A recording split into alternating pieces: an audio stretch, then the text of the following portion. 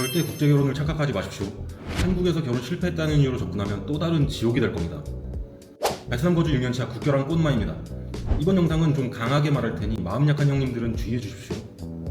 한국에서 퐁퐁남 소리 들으면서 설거지 당할까봐 걱정하셨나요?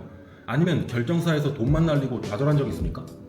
그래서 해외로 눈 돌리면 순종적인 여자를 쉽게 만날 수 있을 것이라는 환상에 젖어 있는 것 아닙니까? 이거 정말 위험한 환상에 빠지는 겁니다. 현실은 정말로 냉혹합니다.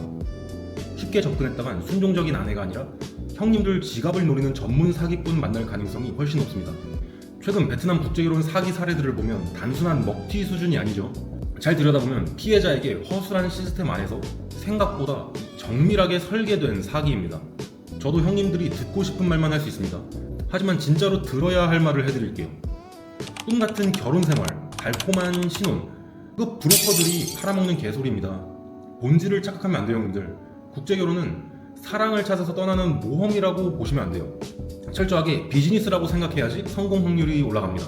이렇게 철저하게 비즈니스라고 생각을 해도 이 비즈니스 자체가 형님들에게 불리하게 설계된 비즈니스입니다.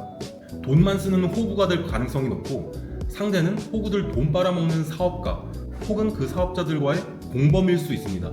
이게 기본 전제라고 생각하십시오. 최근 베트남 국제결혼 사기 사례들을 봅시다. 언론에 보도된 것은 빙산의 일각입니다. 실제 당한 게 창피해서 언론에 노출되고 싶지 않아 하는 피해자들이 훨씬 많아요. 브로커가 현지 여성과 짜고 맞선 비용, 결혼 비용, 비자 발급 비용, 온갖 명목으로 수천만 원을 뜯어내고 결혼식까지는 일사천리로 처리가 됩니다. 근데 한국에 입국하자마자 태도가 돌변하죠. 잠적하거나 한국인 남편이 협박해서 이혼을 종용하고 위자료까지 뜯어내려고 합니다. 심지어 한국 국적만 따고 이혼한 후에 베트남에 있는 남자친구 데려와서 결혼합니다. 그리고 같이 한국에 거주하는 거예요. 이거 명백한 계획 사기입니다. 이걸 보면 뭐가 보이냐면 먼저 브로커는 단순한 중개인이 아닙니다. 그들은 사기를 기획하는 핵심 인물이라고 보셔야 돼요. 현지 여성의 신분을 조작하고 남성에게는 허위 정보를 제공하죠. 심지어 한국 입국 후에는 탈출하는 플랜까지 짜줘요. 한국 남성들을 돈줄로만 보는 놈들이죠. 현지 여성의 동기도 의심해야 합니다. 만약 중개업체가 남자의 사랑만 있으면 된다고 말하잖아요. 그 업체 걸으십시오. 이거 진짜 책임감 없는 말입니다. 여성의 재산이 형님들보다 많으면 몰라도 그게 아닌 여성들은 경제적으로 나아지고 싶고 가족을 부양하는 게 주된 목적입니다.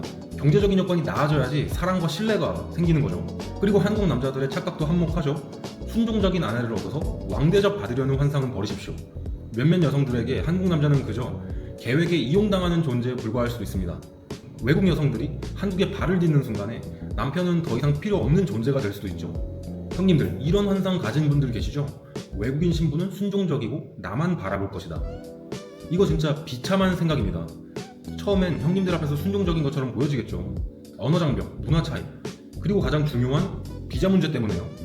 근데 한국에 들어오는 순간 순종적인 아내가 아니라 그냥 수상한 외국인 1이 돼버립니다. 이미 진출한 선배 신부들을 통해서 훨씬 빠르게 한국 사회에 적응하고 형님들은 모르는 네트워크를 형성하죠. 그때부터 요구와 불만이 엄청 늘어갈 거예요. 그리고 돈 좀 쓰면 해외에서는 대접받을 수 있다고 생각하는 분들 많으시죠? 뒤집어서 생각해 보십시오. 우리는 국내에서 돈 쓰면 호구 잡힌다라는 걸 학습했습니다. 국제결혼 시장에서는 이 현상이 훨씬 더 노골적이게 나타나요. 한 번 돈을 쓰는 순간 쉽게 뜯어낼 수 있는 돈주머니로 소문이 나버려요. 그리고 돈이 떨어지거나 더 좋은 물주가 나타나면 가차없이 버려질 겁니다. 국내에서 유명했던 설거지론의 본질이 국제결혼에서는 더 적나라하고 폭력적으로 드러나는 이유입니다. 그리고 나이가 많아도 젊고 예쁜 여자를 만날 수 있다고 착각하는 분들이 정말 많습니다. 틀린 말은 아닙니다. 하지만 그건 형님들의 매력 때문이 아니에요. 형님들 지갑에 있는 돈의 매력 때문입니다. 외국인 여성들은 형님들 얼굴 보면서 머릿속으로는 계산기 돌리고 있습니다. 나한테 왜 이렇게 잘해주지? 라는 생각이 들면 이미 견적 계산 끝난 거고요. 지금부터 말하는 거 분명히 명심하셔야 합니다. 이런 유형의 형님들은 국제결혼을 섣불리 계획하지 마십시오. 파멸할 겁니다. 첫째로 감성파리에 약한 로맨티스트 형님들입니다. 순수한 사랑과 진정한 가족을 꿈꾸신다면 브로커와 사기꾼들에게는 최고의 먹잇감입니다. 국내 사이비 종교가 포교할 때도 감정적으로 접근합니다. 형님들의 외로움과 환상을 파고들어서 모든 것을 뜯어낼 것입니다. 냉철한 비즈니스 마인드 없이는 절대 성공할 수 없습니다. 둘째로 경제적 여유가 없는 사람입니다. 국내에서도 빠듯한데 국제결혼까지 해버리면 신부 가족의 캐시카우가 될 뿐입니다. 결혼 비용, 비자 발급 비용, 한국 정착 지원금, 그리고 가족에 대한 지속적인 성금 요구까지 감당 가능하십니까? 형님들 돈이 끝없이 빨려나갈 거고요. 그나마 신부가 경제적으로 자립심이 강해서 혼자 스스로 벌어서 해결하려면 다행인데 그렇지 못하면 형님들은 그저 ATM 기계가 될 뿐입니다. 셋째로 언어와 문화 장벽 우습게 보는 사람입니다. 버젓기면 충분하다. 살다 보면 다 통한다. 이거 집어치워야 할 소리죠. 기본적인 의사소통조차 되지 않는데 어떻게 신뢰를 쌓고 가정을 꾸리겠습니까? 문화적 차이도 있을 겁니다. 서로 문화를 이해하지 못하면 사소한 오해도 큰 갈등으로 번집니다. 넷째로는 왕대접 받고 싶은 경우입니다. 현지 여성을 동등한 인격체로 보지 않고 구매 대상으로 여기는 순간 형님들 이거 실패한 거죠. 이미 스스로 결혼을 돈 주고 샀다는 마인드를 가진 건데 무탈하겠습니까? 오만해지면 안 됩니다. 영리한 신부들은 앞에서는 형님들 장단 맞춰주고 뒤에선 야금야금 갉아먹을 겁니다. 마지막으로 리스크 관념이 없는 사람입니다. 국내에서 부동산 계약 하나 할 때도 꼼꼼하게 따져봐야겠죠. 그런데 인생이 걸린 국제결혼을 브로커 말만 믿고 진행하면 어떻게 될까요? 계약서도 제대로 확인 안 하고 현지 법규도 모른 채 도장 찍는 분들이 국제결혼 가서 뭘 하겠나 이 말이죠. 시작도 하기 전에 이미 빨간불 들어온 사람들입니다. 이번에는 중개업체들이 절대 말해주지 않는, 말해줘서는 안 되는 영역에 대해 파헤쳐 보겠습니다. 먼저 남성에게 극도로 불리하게 쓰여진 계약서를 볼 수 있는데요.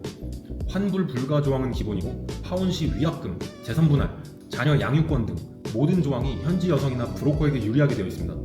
나중에 문제가 생겨도 계약서대로라는 말 한마디면 그냥 꼼짝없이 당해야 해요. 그리고 법적 보호의 한계도 있고 브로커들은 책임을 회피하려 합니다. 국제결혼은 한국과 현지의 법이 복잡하게 얽혀 있습니다. 한국에서 당하는 것도 서러운데 해외 나가면 더 답이 없어요. 법적 분쟁이 발생하면 남자 쪽은 언어, 문화, 법률 이런 장벽에 부딪혀서 속수무책으로 당하게 됩니다. 브로커들은 이렇게 말하겠죠. 우리는 중개만 했을 뿐 개인적인 문제에 개입할 수 없다면서 책임 회피에 급급할 거고요. 그들한테 양심 같은 건 없습니다. 그냥 돈만 벌면 그만인 거죠. 정보의 비대칭을 악용하는 브로커들도 많습니다.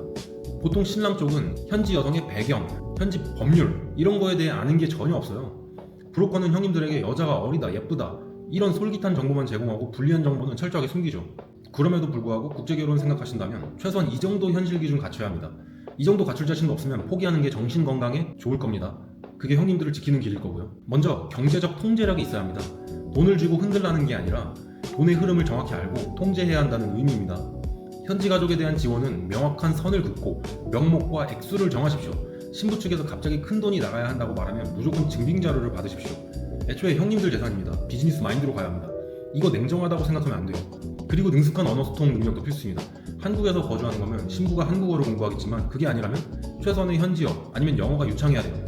배우자와 직접 소통하고 그들의 가족과도 대화할 수 있어야 합니다. 그리고 정보 수집 능력도 필요합니다. 유튜브에 나오는 것만 믿지 말고 현지 상황을 직접 파악할 수 있어야 해요. 정보를 브로커에게만 의존하는 게 아니라 직접 현지 정보를 수집하고 분석할 수 있는 능력이 있으면 실패 사례를 분석할 수 있거든요. 이거 무조건 피드백할 수 있습니다. 마지막으로 객관적으로 주변의 조언을 들어야 합니다. 나는 아니겠지 하는 생각으로 방심하면 큰일 날 거고요. 냉철하게 상황을 판단해 줄 수 있는 주변인의 조언을 경청해야 해요. 특히 국제결혼에 대해 비판적인 시각을 가진 사람들의 의견은 무시하면 안 됩니다. 그분들이 형님 구할 수도 있어요. 형님들이 착각하고 있는 이 존중의 의미부터 다시 정리하겠습니다. 돈 쓰면 존중받을까요? 나이 많은 아재가 젊은 여자 만나는 게 존중 때문일까요? 아닙니다. 그건 존중이 아니라 거래라고 생각해야 합니다. 그리고 그 거래는 대부분 형님들에게 불리하게 끝이 나요. 진짜 존중은 언제 생기느냐? 형님들에게 선택권이 있을 때, 형님들이 대체 불가능할 때, 그리고 협상력이 있을 때 생깁니다. 이 세 가지가 없고 존중받지 못하면 이 한국이든 베트남이든 어디든 간에 그냥 호구가 될 거예요. 국제결혼은 형님들 인생을 구해주는 게 아니거든요. 한국에서 안 풀리던 문제를 해결해주는 길도 아니고요. 오히려 더 복잡하고 잔인할 수도 있어요. 이미 아시잖아요, 형님들. 세상에는 사람의 외로움, 조급함, 절박함 이런 걸 노리는 사람들이 많다는 걸 이번 영상 조금 부정적인 측면에서 다뤄봤습니다. 이 모든 리스크를 형님들이 감당할 수 있는지 정말 원하는 게 뭔지 냉정하게 판단해보세요. 선택은 항상 형님들 몫입니다. 하지만 그 결과와 후회도 전부 형님들 몫이고요. 정신 차리는 게 먼저입니다. 그 다음에 결정하십시오.